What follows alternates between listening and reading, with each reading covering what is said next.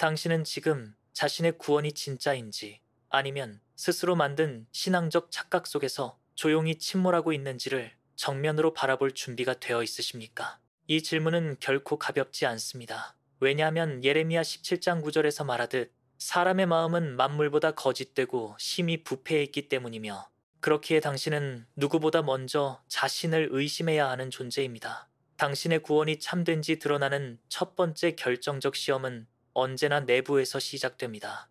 사람들은 흔히 겉으로 드러나는 신앙의 모습, 기도하는 횟수, 예배 참여, 종교적 습관을 기준 삼아 구원의 여부를 판단하려 하지만 하나님은 언제나 마음을 보시는 분이며 당신의 내면은 당신의 겉모습보다 훨씬 큰 소리를 내고 있습니다. 그리고 이 내면의 소리가 실제로 어디를 향하고 있는지, 무엇을 갈망하고 있는지, 무엇을 두려워하고 있는지가 바로 구원이 진짜인지 가짜인지 드러내는 첫 시험입니다. 당신은 말씀을 들을 때 마음이 찔립니까? 아니면 무감각하게 지나갑니까? 당신은 죄 앞에서 넘어질 때 슬픔을 느낍니까? 아니면 합리화를 통해 자신을 속이려 합니까?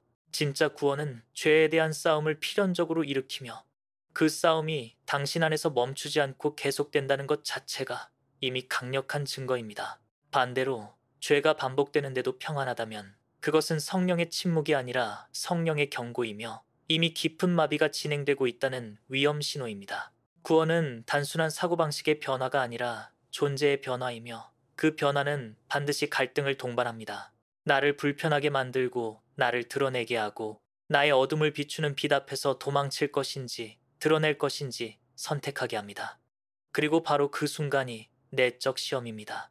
당신은 빛을 향합니까? 아니면 숨습니까? 이것이 진짜 질문입니다. 구원받은 자는 빛 앞에서 두려워 떨지만 결국 그 빛을 향해 나아갑니다.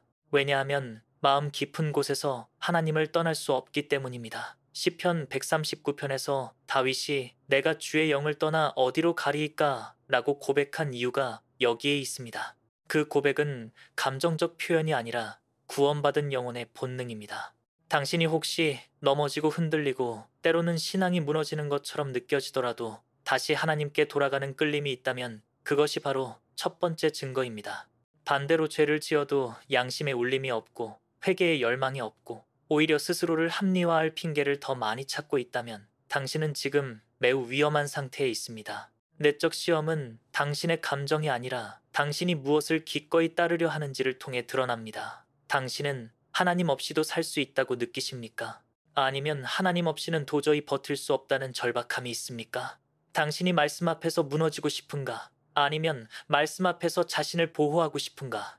이것 또한 강력한 지표입니다. 진짜 구원은 자신을 보호하지 못합니다. 왜냐하면 진리 앞에 설 때 자기를 숨기려는 욕망이 무너져 버리기 때문입니다.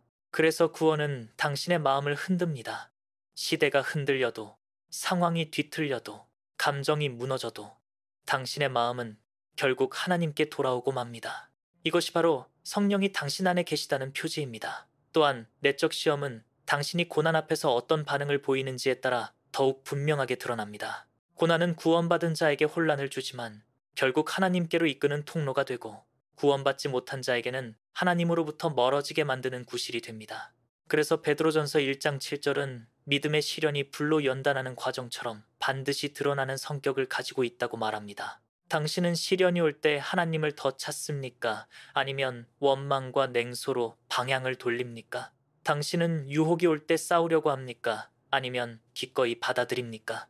당신은 어둠에 넘어졌을 때 하나님께 돌아오고 싶습니까? 아니면 어둠 속에서 더 편안함을 느끼고 있습니까? 이 차이는 작아 보이지만 영혼의 방향을 완전히 갈라놓는 절대적 기준입니다. 구원은 완벽함이 아니지만 방향성은 반드시 드러냅니다. 내적 시험에서 드러나는 것은 당신의 영혼이 어디로 돌아가려고 하는가라는 단 한 가지입니다. 넘어져도 하나님께 돌아가는가? 아니면 넘어질 때마다 하나님에게서 멀어지는가? 가장 중요한 진단은 이것입니다. 그리고 저는 지금 당신에게 분명히 말하고 싶습니다. 내적 시험에서 하나님을 포기하지 못하는 당신의 마음, 죄가 주는 달콤함보다 회개로 돌아가고 싶은 그 고통스러운 갈망, 무너져도 다시 일어나고 싶은 그 방향성, 이 모든 것은 당신의 구원이 살아있다는 가장 명확한 증거입니다. 그러나 만약 당신의 마음이 죄와 타협하는데 점점 익숙해지고 있고 영적 감각이 무뎌지고 있고 하나님 없이도 잘 살 수 있다는 자율적 만족에 빠져 있다면 오늘 이 순간은 당신에게 심각한 경고입니다. 왜냐하면 구원은 절대 중립적인 상태로 머무르지 않기 때문입니다. 구원이 살아있으면 반드시 끌어가고 구원이 없다면 반드시 멀어지게 됩니다. 이제 당신의 내면을 직면하십시오. 이것이 바로 참된 구원이 드러나는 첫 번째 시험입니다. 그리고 당신의 내면에서 시작된 이 갈망과 방향성이 실제 삶 속 행동으로 이어지는지가 바로 두 번째 시험이며 이 외적 시험은 말보다 더 정확하게 당신의 구원을 드러냅니다. 이유는 단순합니다. 사람은 결국 자신이 사랑하는 것을 위해 움직이고 선택하고 시간을 쓰기 때문이며 예수께서 열매로 그 나무를 알리라 고하신 말씀은 바로 이 지점을 겨냥합니다. 당신이 고난을 만났을 때 하나님께 더 가까이 가려는 몸부림이 있는가? 아니면 원망과 회피로 방향을 돌리는가? 이것은 단순한 감정의 문제가 아니라 구원의 실체를 드러내는 행동의 분기점입니다. 또한 말씀을 알고도 반복해서 외면하고 죄를 알면서도 기꺼이 받아들이려 하고 하나님보다 자신의 계획을 더 신뢰하며 기도의 자리보다 즉각적 만족을 더 선호하는 패턴이 쌓이고 있다면 그것은 연약함이 아니라 외적 시험에서 실패하고 있다는 강력한 경고입니다. 반대로 넘어져도 다시 하나님 앞에 서려 하고 죄와 싸우는데 실패해도 회개의 자리로 돌아가고 선택의 순간마다 자신의 뜻보다 하나님 뜻을 먼저 점검하려는 움직임이 있다면 그것은 완벽함이 아니라 방향이라는 열매이며 그 열매가 바로 구원받은 자의 정체성을 증명합니다.